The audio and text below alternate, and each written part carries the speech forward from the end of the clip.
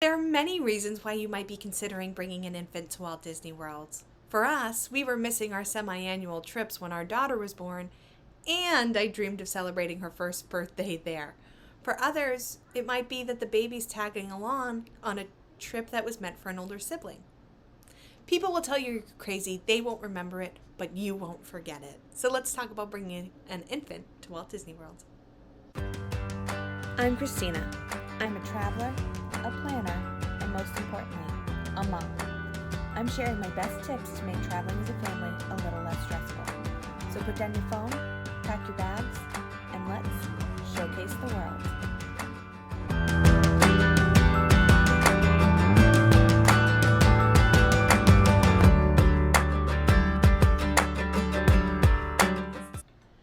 That first walk down Main Street, clapping along to Small World, hugging Cinderella, and shoving a full cupcake into her face at Chef Mickey's are among the memories I will always cherish of my daughter's first birthday trip. One of the great things to know about bringing an infant to Walt Disney World is children under 3 are guests of Mickey Mouse, which means they do not require a ticket. They're free. One of the questions I get asked a lot, but what is there for a baby to do? There's actually more attractions without a height requirement than with one. And many will just have a good time with the live entertainers and atmosphere. My daughter at that age absolutely loved It's a Small World. She loved the Kilimanjaro Safari. She loved all of the rides that were the Dumbo-esque rides. So Dumbo, Magic Carpets of Aladdin, Primeval World. There's so much. But she loved just meeting the characters. And that's not the case for all kids. But clapping along to the parade and just looking at everything around them, all the live music. It's so much fun. But what about all the stuff? Well, let me tell you, your baby is not the first one in Walt Disney World. They have a dedicated baby care center where you can get essentials if you forget to bring them. You can also stop at Walmart or Target or Publix on your way. I love getting diapers, formula, and pouches delivered to my hotel. I did a whole video on getting groceries delivered to your hotel that you can check out here. So pick up some stuff, pack some stuff, get some stuff delivered. You can bring anything into the park that you want. There's no restriction. You cannot bring glass bottles. That's really the only one, and loose ice. So if you have ice, it needs to be in a Ziploc bag, or you need to have cooler packs. But if you forget something, don't worry, because you have the baby care center there, which we'll talk a little bit more in a moment. To stroller or not to stroller? That's a big question for children who are a little bit older. Obviously, with a young one, you're probably going to want the stroller so they can nap. You can bring your own. I like that. I prefer that because you can have it in the airport with you, and getting from your plane to the terminal at MCO is pretty intense. So having it at the airport is really, really helpful. You can also rent one.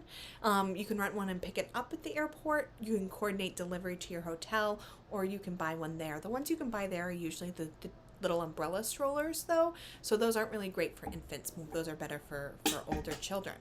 What about the car seat? They're not required on bus services like Mears Connect. That is a shared bus shuttle transportation from the airport to Disney property.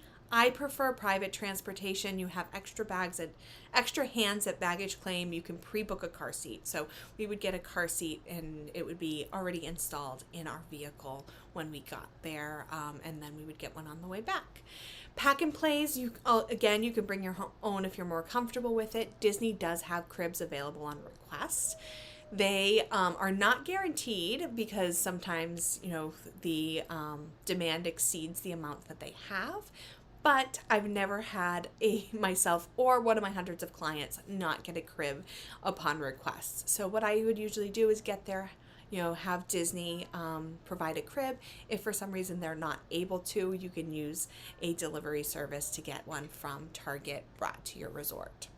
With kids, there's a lot of stimulation. There's a lot going on. So a lot of times when I have families with younger children, they want to go for less time. I actually recommend going for longer time and spending less time in the parks. So having more rest time in the hotel room, having a instead of relaxed days. So A lot of people like to do a break day in between. I like to do parks in the mornings and then rest in the afternoons. So choose a hotel that's easy to pop in and out of for nap time. We used to stay at the Grand Floridian, and my dad would stay in the park and my mom would take the little ones back for the nap. For my daughter's first trip, we stayed at Bay Lake Tower because you can walk back and forth from the Magic Kingdom.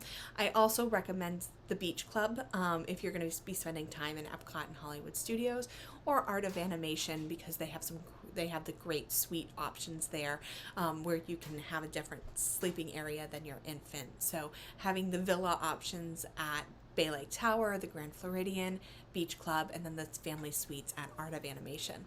Let's talk a little bit more about that baby care center, which I mentioned earlier. So each park has one. They have quiet areas. They have microwaves for heating up formula. They have little tiny like dressing rooms for breastfeeding. So those are all really good. It's a good resource to have if you are traveling with a baby. If the baby just needs a nice cool place to get out of the sun for a while, the baby care centers are great for that. You can also think about baby wearing.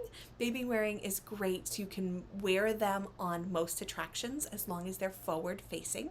So if you put them in a baby wrap, forward face them so that they can stay on your body on most of the attractions. But having the stroller to get from attraction to attraction, and then having them in the baby wrap for their lines and things along that line works out really, really well.